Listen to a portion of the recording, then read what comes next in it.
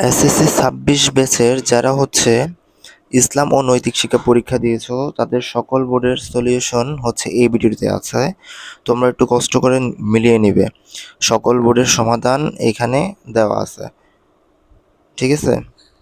একটা একটা করে আসবে, তোমরা হচ্ছে নিজেদের মতো করে সলিউশনগুলো মিলিয়ে নিও।